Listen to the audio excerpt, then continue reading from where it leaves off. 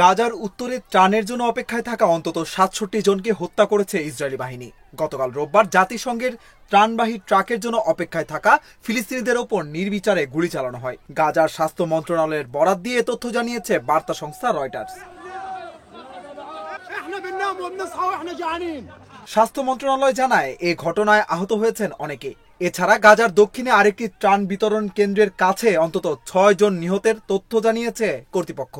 সাম্প্রতিক সময়ে ত্রাণ নিতে গিয়ে ফিলিস্তিনিদের হতাহতের ঘটনা বাড়ছে। এর আগে শনিবার ত্রাণ নিতে গিয়ে হামলায় অন্তত ৩৬ জন নিহত হন। ইসরায়েলি বাহিনী বলছে, রোববার গাজার উত্তরে কয়েক হাজার মানুষের ভিড়ের কারণে তাদের সেনারা সতর্কতামূলক গুলি ছোড়ে। প্রাথমিকভাবে যা হতাহতের সংখ্যা বলা হচ্ছে তা অতিরঞ্জিত হতে পারে। ইসরায়েলি বাহিনী আরও বলেছে, ইসরায়েল কখনোই ইচ্ছাকৃতভাবে মানবিক সহায়তা বহনকারী ট্রাককে লক্ষ্যবস্তু বানায় না।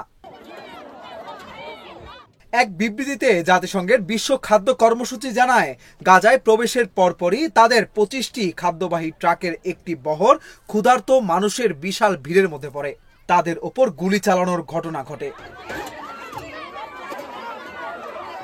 ত্রাণের জন্য অপেক্ষমান সাধারণ মানুষের ওপর যে কোনো ধরনের সহিংসতা পুরোপুরি অগ্রহণযোগ্য বলেও উল্লেখ করে WFP। এদিকে গাজা থেকে নতুন করে বাসিন্দাদের সরে যাওয়ার নির্দেশ দিয়েছে ইসরায়েল। যেসব এলাকায় বিপুল সংখ্যক মানুষ আশ্রয় নিয়েছেন সেসব স্থান থেকে তাদের সরে যেতে বলা হয়েছে।